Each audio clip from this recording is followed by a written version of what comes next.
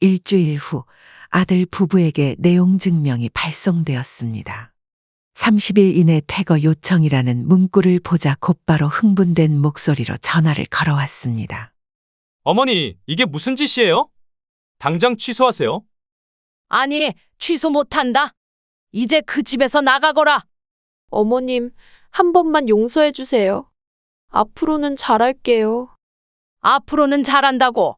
됐다. 내가 뭐 너네한테 남들만큼 잘하는 거 바란 줄 알아?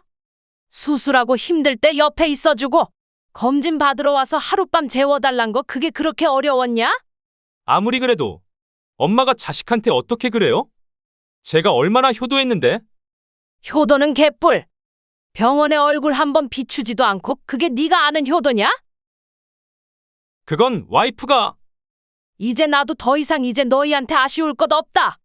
빨리 짐 빼렴. 저희가 갈 데가 어디 있다고 나가라는 거예요. 응, 그건 내가 상관할 일은 아니지. 갈 곳 없으면 너가 말한 찜질방이나 근처 호텔 가보는 건 어떠니? 안녕하세요. 사연의 주인공은 65세 임막순 할머님이십니다. 임씨 할머니는 첫 결혼해서 얻은 아들 영훈을 홀로 키우며 살아오셨습니다. 28배 이른 나이에 남편과 사별한 후 젊은 나이에 미망인이 된 임씨 할머니는 하늘이 무너지는 것 같은 슬픔을 겪으셨습니다. 영훈아, 엄마가 너만큼은 꼭 잘 키울게. 약속할게. 아픔을 달래거나 슬퍼할 시간도 없이 임씨 할머니는 2살배기 아들을 위해 강인하게 살아가기로 결심하셨습니다. 식당 일도 하고 장사도 하며 아들을 키우셨지만 그 시대의 젊은 여자 혼자서 아이를 키우는 삶은 생각보다 더 고단했습니다. 막순 씨, 힘들게 혼자 키우지 말고 좋은 인연 한번 만나보는 게 어때요? 주변 지인들의 걱정 어린 권유가 이어졌고 결국 35의 나이에 중매로 현재의 남편을 만나게 되었습니다. 다행히도 남편은 자식이 없는 상태였고 아들 영훈이를 친아들처럼 받아들여 주었습니다. 특히 남편은 영훈이가 이복 형제로 인해 어린 마음에 상처받을까 염려했고 임씨 할머니의 제안에 따라 자녀를 갖지 않기로 결정했습니다. 나도 우리 아이를 낳고 싶지만 영훈이가 상처받지 않게 하는 게 먼저예요. 우리 셋이서 충분히 행복하게 살아봅시다. 남편의 따뜻한 배려와 헌신 덕분에 임씨 할머니는 조금씩 마음의 안정을 되찾으셨습니다. 가난한 형편 속에서도 아들의 미래를 위해 모든 것을 바치셨고 아들의 학업과 성장을 위해 희생하셨습니다. 어릴 적 아들은 효심이 깊고 애교가 많은 아이였습니다. 어느 날 밤 일을 마치고 돌아온 임씨 할머니의 어깨를 주물러주며 아들이 말했습니다. 엄마, 내가 크면 엄마 고생 안 하게 해줄게요. 우리 아들? 그냥 바르게만 자라다오. 그게 엄마한텐 효도야. 하지만 대학에 진학하고 나서부터 아들의 모습이 조금씩 달라지기 시작했습니다. 학교 친구들과 어울리면서 영훈이는 점점 물질적인 것들에 관심을 보이기 시작했습니다. 명품 가방을 메고 다니는 친구들을 부러워했고 주말마다 이어지는 모임에 빠지지 않으려 용돈을 더 달라고 조르기 시작했습니다. 아들이 어느 날 퉁명스럽게 말했습니다. 엄마, 이번에는 진짜 필요해서 그래요. 친구들이랑 약속 있는데 못 나가면 어떡해요? 임씨 할머니는 아들의 변화를 눈치채셨지만 공부하느라 스트레스 받아서 그럴 거야라며 스스로를 위로하셨습니다. 대학 졸업 후 아들은 취업에 성공했습니다. 그러던 중 아들이 소개팅으로 며느리를 만났고 결혼을 준비하게 되었죠. 처음 며느리를 봤을 때만 해도 임씨 할머니는 참 밝고 착해 보이는 며느리라고 생각하셨습니다. 하지만 결혼을 준비하는 과정에서 미묘한 불안감이 들기 시작했습니다. 어머니, 신혼집은 서울로 알아보고 있어요. 저희 앞으로 승승장구할 텐데 그에 걸맞는 집이어야죠. 결혼식 전부터 며느리는 무리한 요구들을 하기 시작했고, 아들 영훈이는 그런 며느리의 말이라면 뭐든 들어주려 했습니다. 임씨 할머니는 평생 모은 돈을 아들의 결혼 준비를 위해 쏟아부었고, 결혼 후에도 꾸준히 부족한 부분을 채워주셨습니다. 당신, 왜 그렇게 아들 내외가 달라는 대로 다 해주시오? 집을 사달라, 인테리어를 해달라. 우리 형편에 너무 무리하는 거 아니요? 남편은 걱정스러운 눈빛으로 임씨 할머니를 바라보았습니다. 임씨 할머니는 한참을 말없이 앉아 있다가 작은 목소리로 말씀하셨습니다. 여보, 영훈이가 어릴 때 생각나서요. 아버지 없이 자란다고 얼마나 서러워했는지. 친구들 아버지 참관 수업날엔 아파서 학교도 안 간다고 했었어요.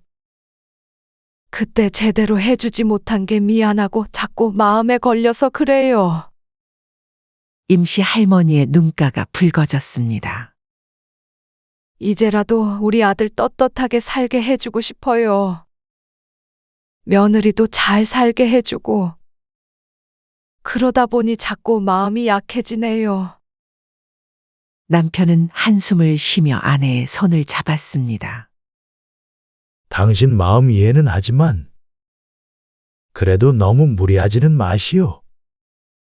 특히 명절 때면 며느리는 노골적으로 불편한 기색을 보였고, 영훈이는 그런 며느리의 모습을 보며 어머니를 점점 멀리하기 시작했습니다. 임씨 할머니는 자식한테 뭘 바라고 키운 것도 아니고 라고 생각하며 묵묵히 감내하셨지만 시간이 갈수록 상처는 깊어만 갔습니다. 임씨 할머니의 정성은 점점 귀찮은 간섭으로 취급되었고 발걸음은 자연스레 줄어들 수밖에 없었습니다. 그렇게 세월이 흘러가던 중 예기치 못한 사건이 임씨 할머니를 찾아왔습니다. 어느 날 임씨 할머니는 가슴에서 이상한 덩어리를 느끼고 병원을 찾으셨습니다. 건강검진도 꾸준히 받아왔는데 이런 일이 생기다니. 믿기지 않는 마음으로 검사실에 들어섰습니다. 의사는 조심스럽게 유방암 2기 진단을 내렸고 즉각적인 치료가 필요하다고 설명했습니다. 처음에는 담담히 받아들이려 했으나 시간이 지날수록 두려움과 불안이 밀려왔습니다. 평생 아프지 않고 살아왔는데 이제 와서 암이라니.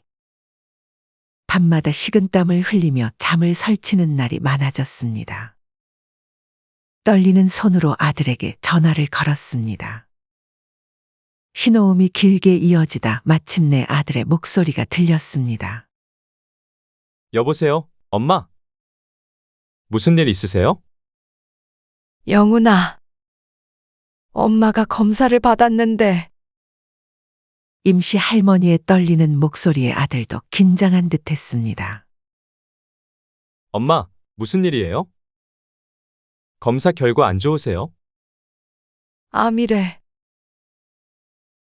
유방암 2기.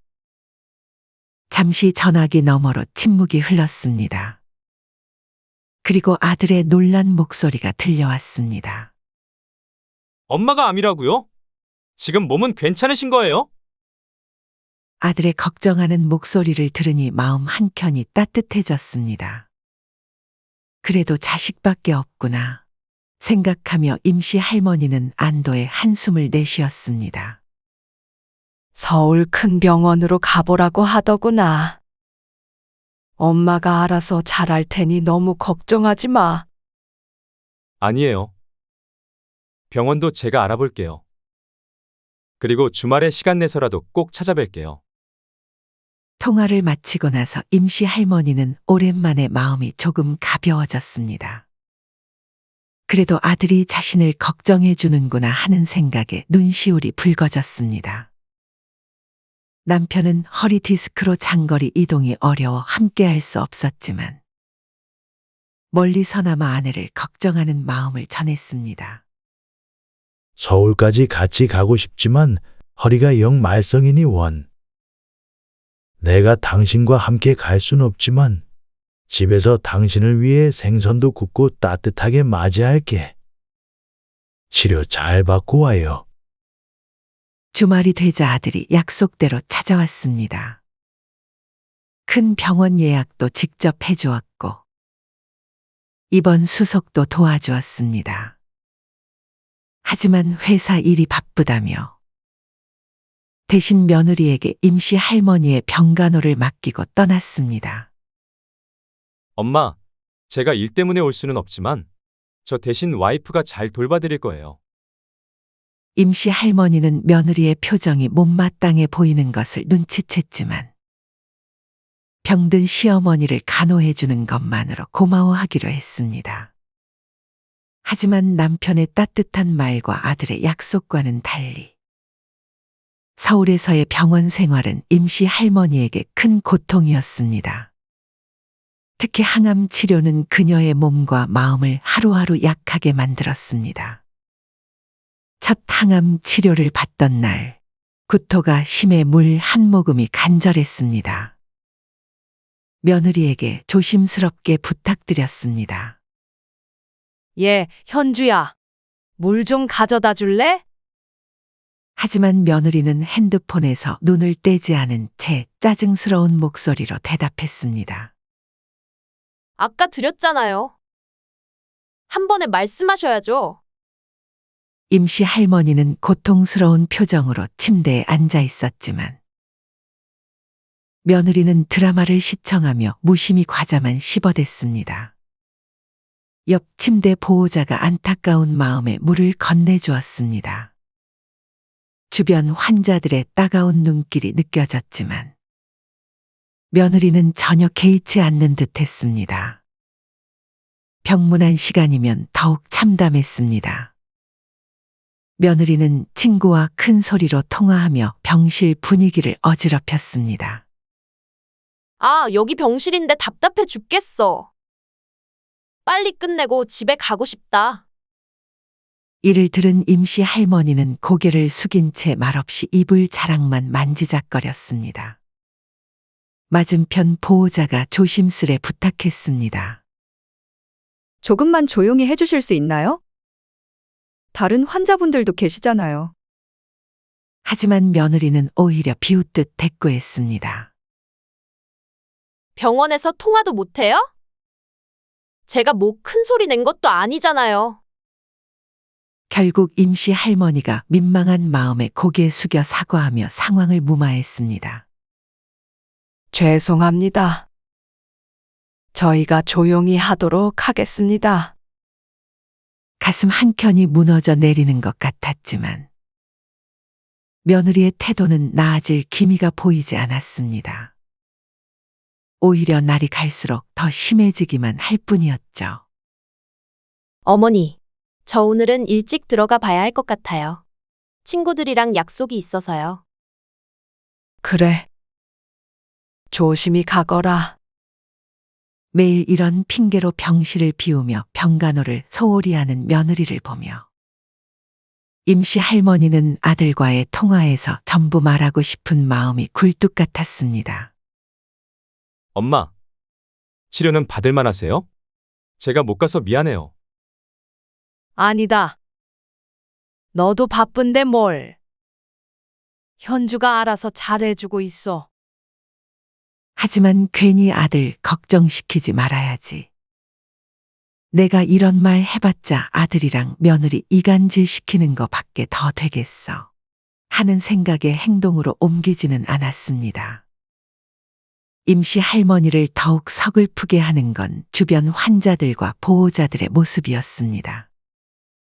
옆 침대의 할머니는 딸이 매일 퇴근 후 들러 어깨를 주물러주며 오늘 하루는 어땠는지 살뜰히 물었고 맞은편 침대의 환자는 손주가 직접 그린 그림을 자랑스레 벽에 붙여두었습니다.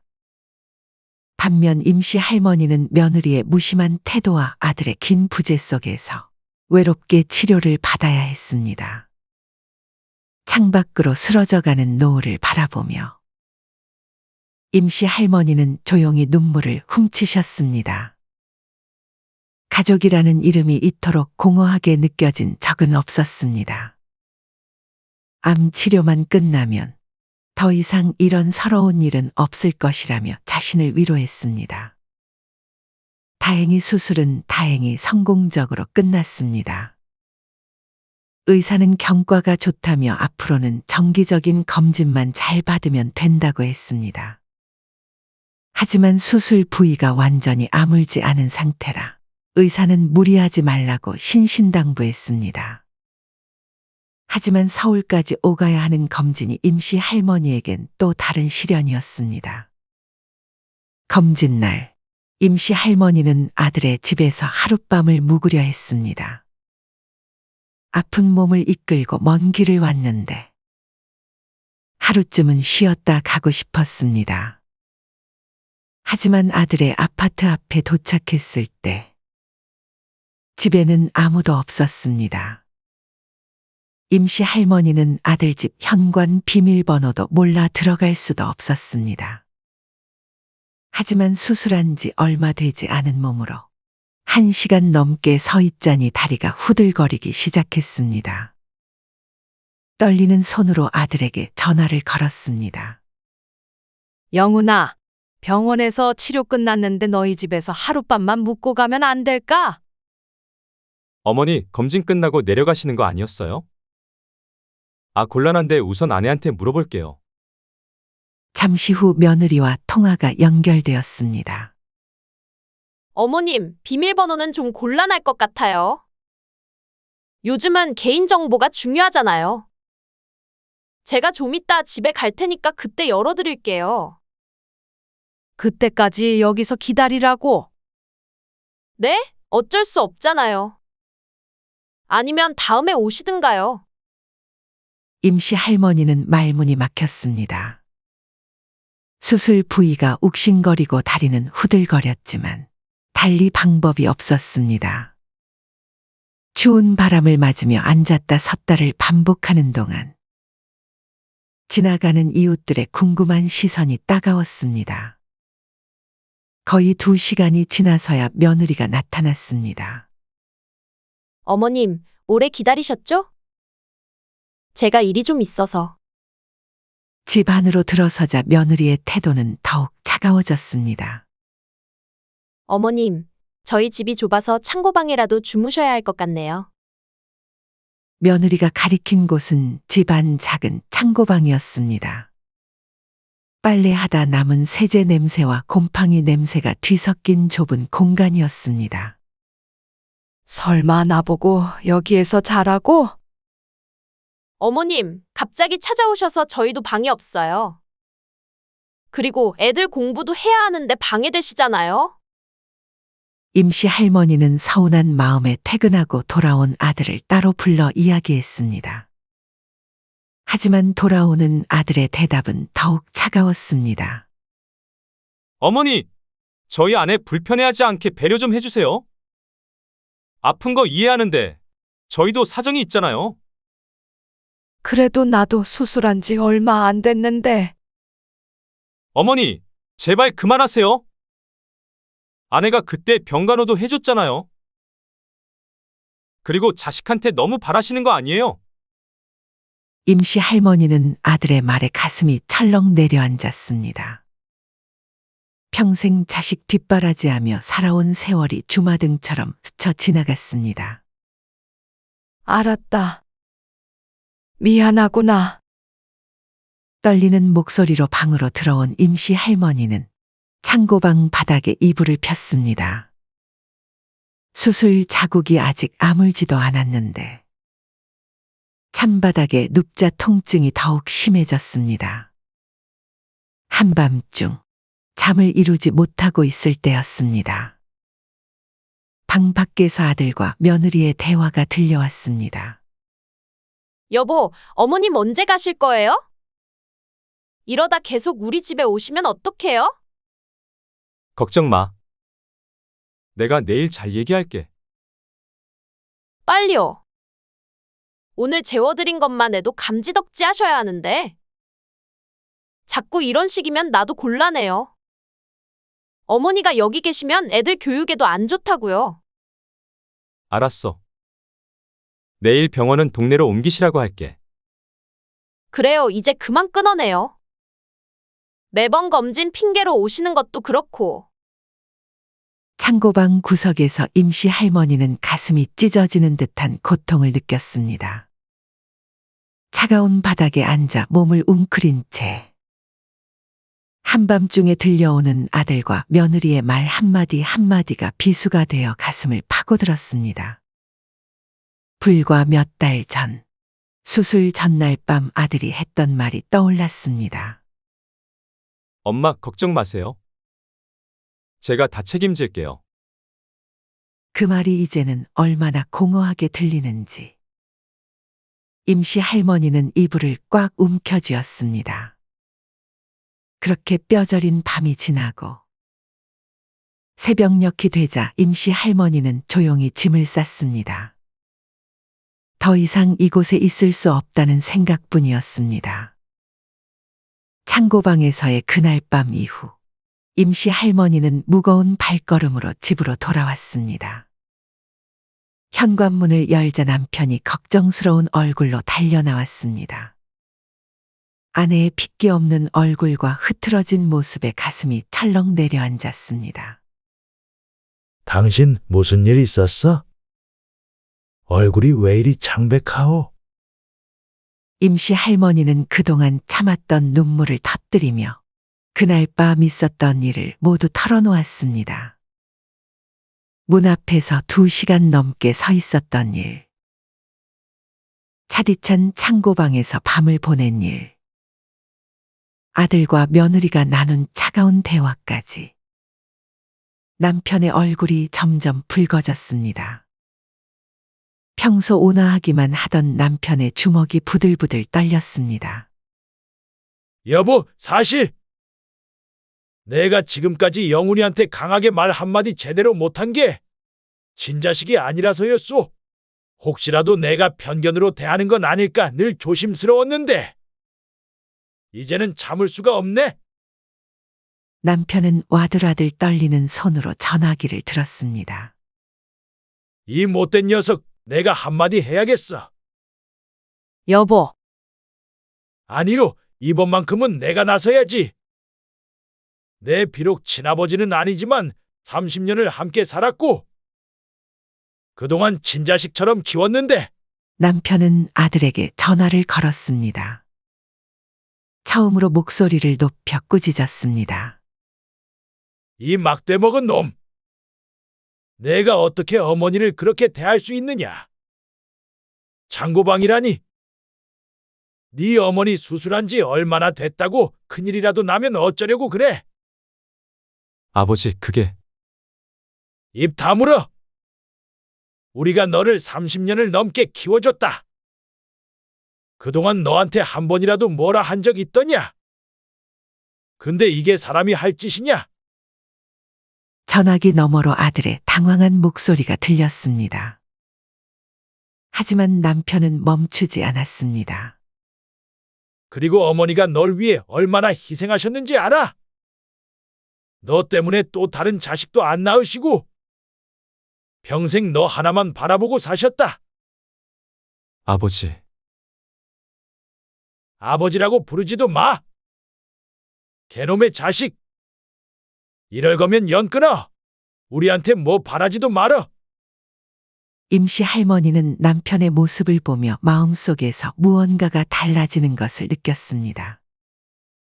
그동안 참고 견뎌온 것들이 한순간에 무너져 내렸습니다. 여보, 이제 됐어요. 이제 나도 달라져야 할 것 같아요. 나도 더 이상 자식에게 기대하지 않을래요. 이제 우리 둘만 의지하고 살아요. 임씨 할머니의 눈가에 맺혔던 눈물이 거치고 대신 단단한 결의가 깃들었습니다.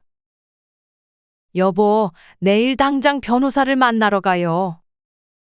다음 날, 부부는 유명한 변호사 사무실을 찾았습니다. 변호사는 서류를 꼼꼼히 검토한 후 고개를 끄덕였습니다. 네.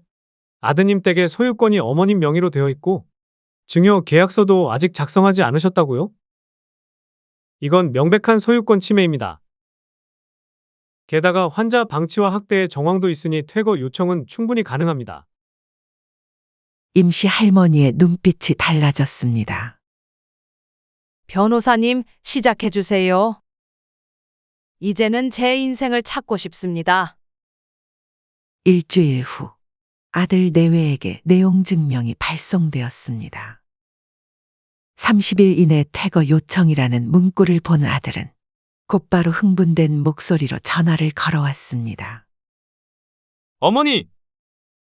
이게 무슨 짓이에요? 당장 취소하세요. 아니, 취소 못한다. 이제 그 집에서 나가거라. 엄마가 자식한테 어떻게 그러실 수 있어요? 제가 얼마나 효도했는데? 임씨 할머니의 목소리가 차가워졌습니다. 효도는 개뿔. 내가 무슨 효도를 했니? 병원에 얼굴 한번 비추지도 않고 수술한 어미를 창고방에 재우고 이게 네가 아는 효도냐? 그건 와이프가. 이제 와서 내 아내 핑계 대지 마라. 너희 둘 다 똑같아. 너도 내가 한 일에 책임을 져야지. 며느리도 달려와 울먹이며 애원했습니다. 어머님, 저희가 잘못했어요. 한 번만 용서해 주세요. 앞으로는 잘할게요. 임씨 할머니는 비웃듯 말했습니다. 앞으로는 잘한다고. 됐다. 내가 뭐 너네한테 남들만큼 잘하는 거 바란 줄 알아? 수술하고 힘들 때 옆에 있어주고 검진 받으러 와서 하룻밤 재워달란 거 그게 그렇게 어려웠니? 임씨 할머니는 이제 당당했습니다. 이제 나도 이제 너한테 미안한 거 더 이상 없다. 이제 우리도 우리 인생 살란다? 며느리가 울먹이며 말했습니다. 저희가 어디 갈 데가 있다고 나가라는 거예요. 임씨 할머니의 입가에 차가운 미소가 번졌습니다. 응? 그건 내가 상관할 일은 아니지. 갈 곳 없으면 찜질방이나 근처 호텔 가보는 건 어떠니? 어머니! 이제 그만 연락하렴. 병에 걸려보니 남은 인생이 얼마나 소중한지 잘 알겠더라. 나도 이제 남편과 행복하게 노후나 보내며 살 생각이란다. 너희는 거기서 새 집 바라보면서 불효자식의 말로가 어떨지 곰곰이 생각해보는 게 좋겠구나. 아들 부부가 떠나고 난 뒤 임씨 할머니는 남편과 마주 앉았습니다. 오랜만에 마음이 가벼웠습니다. 여보, 이제 우리 둘만의 시간이 시작된 것 같네요. 그래요. 당신이 결단을 잘 내렸소. 이제는 우리가 행복해질 차례요. 집을 매각하는 과정은 생각보다 순조로웠습니다. 좋은 위치에 있는 아파트였기에 매매가도 높았습니다. 아들 부부는 한동안 연락을 시도했지만 임씨 할머니는 더 이상 흔들리지 않았습니다. 결국 아들 내외는 30일 안에 집을 비워야 했습니다. 하지만 이것이 끝이 아니었습니다. 며느리의 비상식적인 행동과 환자 방치 사실이 병원 커뮤니티에 알려지면서 누군가 며느리의 회사 게시판에도 이 사실을 올렸고 며느리가 다니던 의료기기 회사에서도 문제가 되었습니다. 고객의 건강을 책임지는 회사에 항암 치료 중인 시어머니를 방치한 직원은 더 이상 필요 없습니다. 라며 노인 학대와 관련된 불미스러운 소문이 퍼지자 결국 며느리는 회사를 그만둘 수밖에 없었습니다. 아들의 상황도 아들도 순탄치 않았습니다. 어머니를 모신 방법이 알려지자 거래처에서도 하나, 둘 등을 돌리기 시작했습니다. 자기 어머니도 그렇게 대하는 사람과는 거래하고 싶지 않습니다. 결국 아들은 승진은커녕 해고를 당했고 며느리와의 관계도 틀어지기 시작했습니다. 거기에 어머니를 창고방에 재웠다는 이야기가 아파트 주민들 사이에 퍼지면서 그동안 쌓아온 체면이 순식간에 무너져 내렸습니다. 이웃들의 손가락질과 수군거림 속에서 아들 부부는 결국 다른 지역으로 이사를 가야 했습니다. 한편 임씨 할머니 부부는 매각 대금으로 조용한 동네에 아파트를 마련했습니다. 옥상에 작은 텃밭도 있어 상추도 기르고 방울토마토도 심었습니다. 남편은 퇴직금으로 장만한 낚싯대를 들고 근처 저수지로 낚시를 다니기 시작했고 임씨 할머니는 동네 문화센터에서 그림 교실을 다니기 시작했습니다. 여보, 내가 그린 그림 어때요? 와, 벌써 이렇게 잘 그리네요. 우리 집 거실에 걸어두면 딱 좋겠어. 가장 기쁜 소식은 얼마 전 정기 검진에서 들은 의사의 말이었습니다. 항암 치료가 잘 듣고 있어요. 이대로만 가면 완치도 기대해 볼 수 있겠네요. 임씨 할머니는 매일 아침 텃밭에 나가 채소들을 돌보며 생각합니다. 이제야 진짜 내 인생을 살고 있는 것 같네요. 남편은 아내의 어깨를 감싸며 말했습니다. 우리 이제 시작이요. 앞으로 더 행복한 일들이 많을 거요. 이제 임씨 할머니의 하루는 평화롭습니다. 더 이상 구속도 미안함도 없습니다. 아침에는 텃밭을 가꾸고 오후에는 그림을 그리고 저녁에는 남편과 산책을 합니다. 가끔 동네 할머니들과 모여 차도 마시고 웃음꽃도 피웁니다. 이제 와서 생각해보니 그동안은 내가 나를 사랑하지 않았던 것 같아요. 하지만 이제는 달라요. 나를 위한 삶을 살아가는 게 이렇게 행복한 거였네요. 임씨 할머니의 일기장 마지막 페이지에는 이런 글이 적혀 있습니다. 자식은 이제 남보다 조금 더 가까운 사람일 뿐이다. 하지만 나는 이제 진정한 나의 삶을 살고 있다. 더 이상의 후회도 미련도 없다. 이제 나는 자유롭다. 이제 임씨 할머니의 인생에는 봄날이 찾아왔습니다. 텃밭의 꽃들처럼 그녀의 삶도 활짝 피어나고 있었습니다.